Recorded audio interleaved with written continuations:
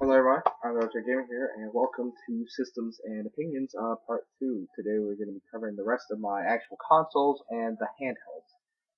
So we're going to do consoles first, starting at the oldest, which I think this would be the oldest one since the last part, and that is my Sega Dreamcast. It does work. I have a disc only game, Chef's Love Shack. I haven't played much Dreamcast considering I've only got 2 games for it, or 3. But I know that it has great titles on it, and I really do like the whole design of the system overall and the controller. I really like the controller on it. It uses a standard power input. In fact, I'm pretty sure it's the same on the PS2. And I have cables for it, color VMU, and overall I think it's a very good system. Although I do prefer the Saturn.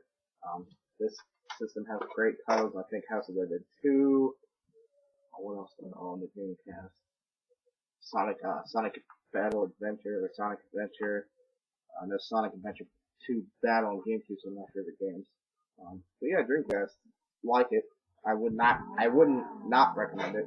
So if you can find one, I found this at a local Goodwill for 15 bucks, with all the hookups and everything. So I thought for 15 after my other one that I got to play when it didn't work, it was a pretty good deal.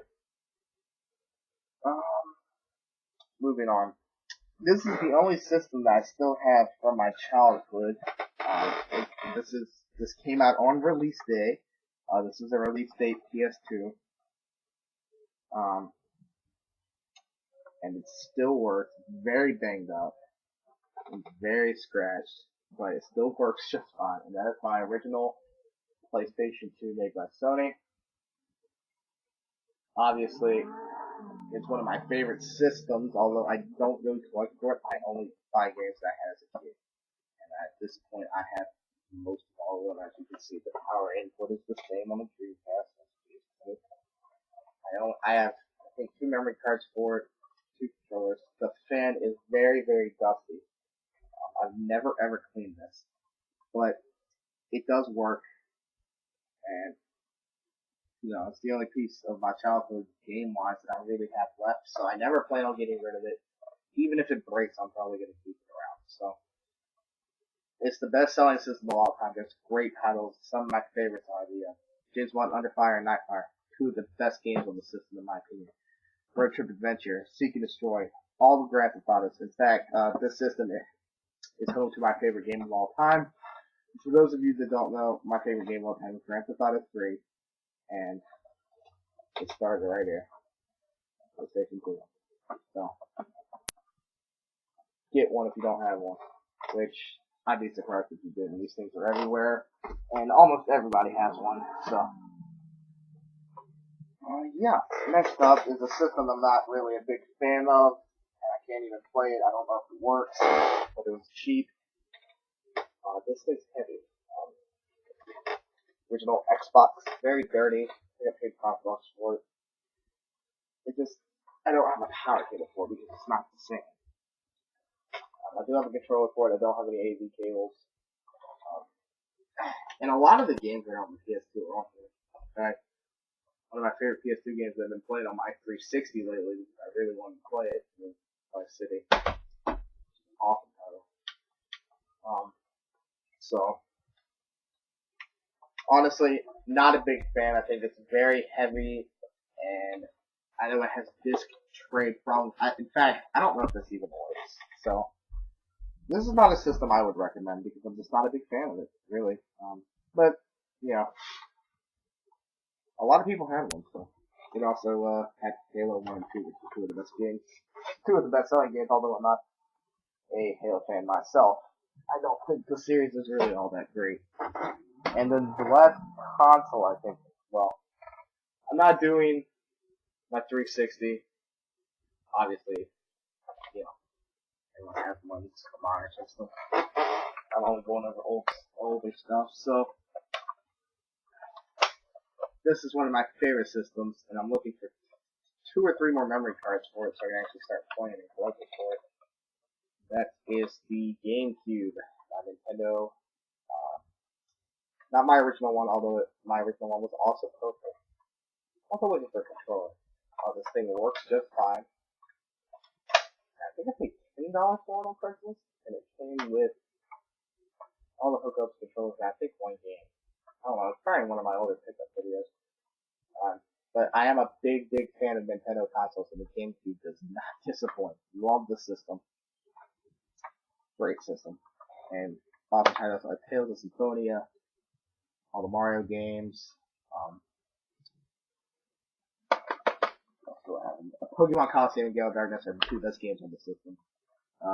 I'm not even kidding. Coliseum and Gale of Darkness are the two greatest games in games, and in my top 10 favorite games ever. Okay, so that's it for the consoles. Now let's move on to the handhelds. I think this is the oldest handheld that I own, and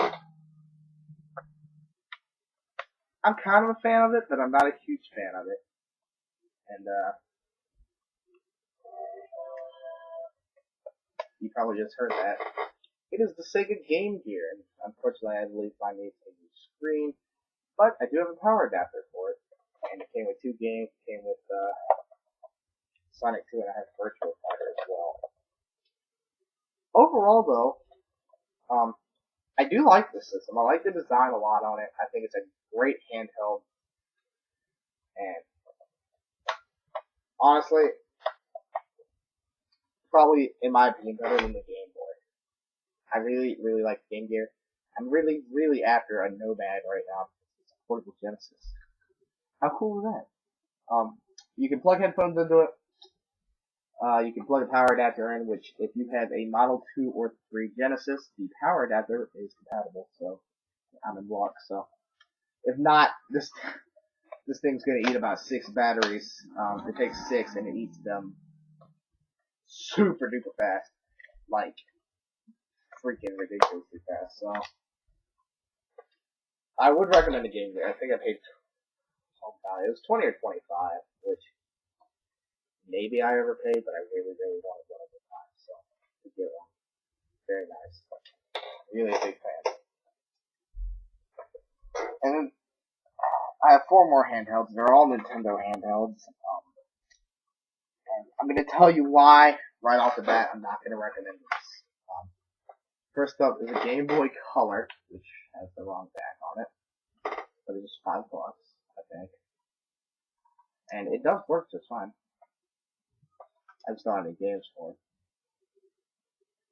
If you were living in the 90s when this came out, this was the thing to have. I had one as a kid. Love the system.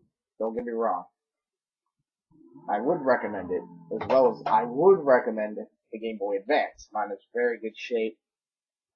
With battery cover, and overall it's a very nice system. But I can't recommend these two if you can get your hands on one of these. This is the Game Boy SP.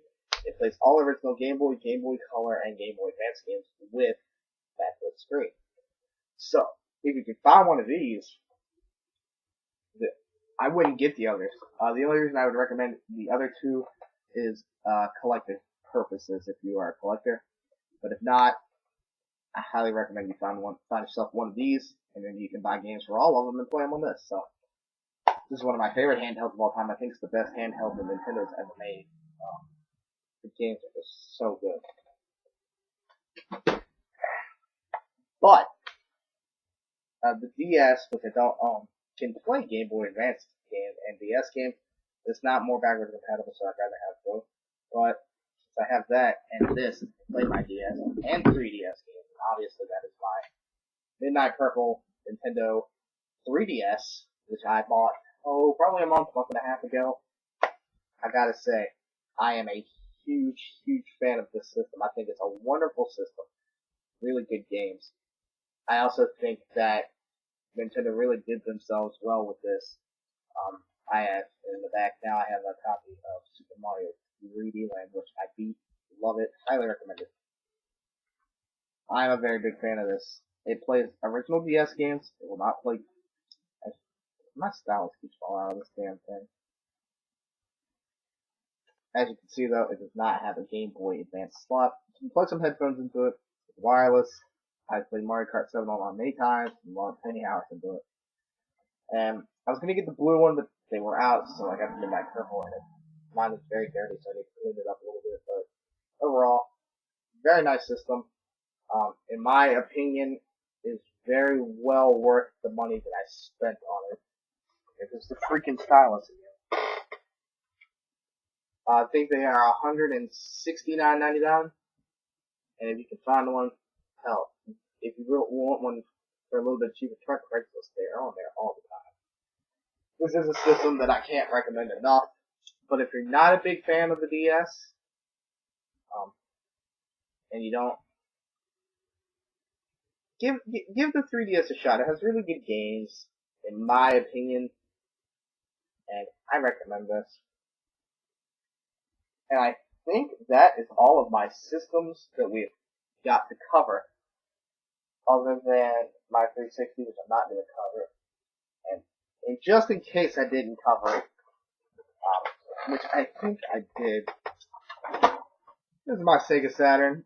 Time has been brief with it, but overall, so far I'm a really, really big fan of this system. The control design is great. The games that I played so far, they've all been awesome.